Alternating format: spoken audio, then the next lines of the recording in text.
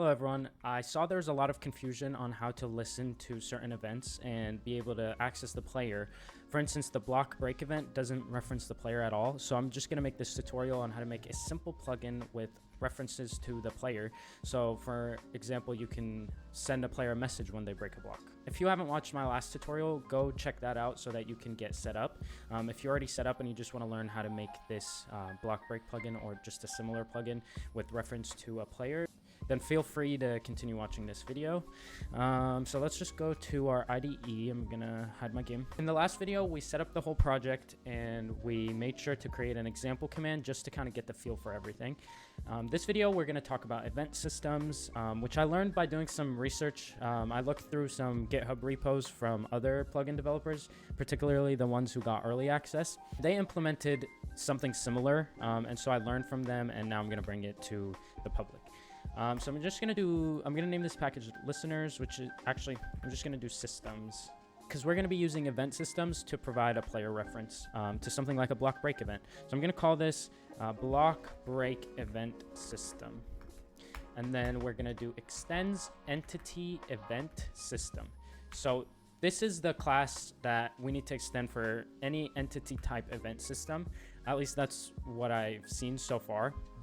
And then what we're going to pass in here is entity store, and then we're going to pass in break, I think it's called break block event. Yeah, break block event. And then this entity store, we need to import it, and then we need to implement these methods. From my understanding, it returns the type of component that you're looking for.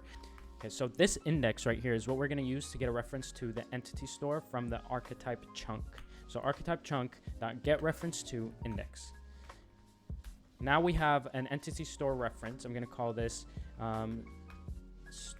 entity store ref. And now we can use this reference to get a player component.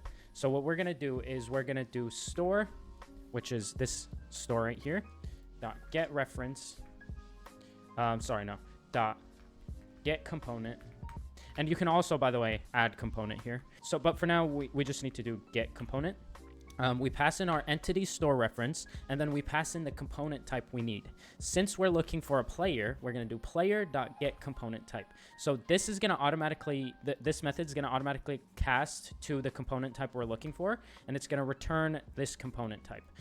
So player.getComponentType, we're going to get a player from it. And the shortcut I just did was Control-Alt-V to create a variable there. So now we have a reference to the player, and then what we're going to do with that is we're going to do player.sendMessage message.raw you mind, and then we're going to format it with the event.getBlockType.getID. So what this does is it messages the player you mind, and then this is a placeholder, and this dot formatted method just replaces the placeholder with whatever we pass in. So we're going to pass in you mind and then the ID of the block they mind. This is going to say, yeah, we need to make sure that this component is not null. So if player equals null, then return. And then we have this message, send message to player you mind block ID. Okay, now we're going to need to register this event system. So what we're going to do is we're going to go down here. I'm going to make a new comment, initialize event systems. And the way we do this is we do this dot get entity store registry dot register system. We're going to do new break block, what would we call it? Break block event system.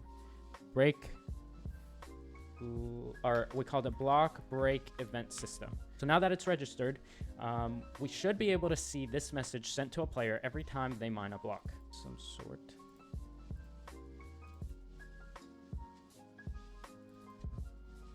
Let's join now and let's mine a block. And there you go. It says you mine soil grass. Again, this is just a basic plugin just to show you how to get a reference to a player.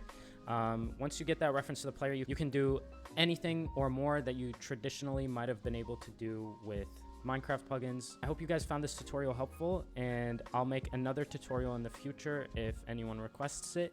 I'm going to work on my own Hytale mods, and I might release some in the near future for everyone to use.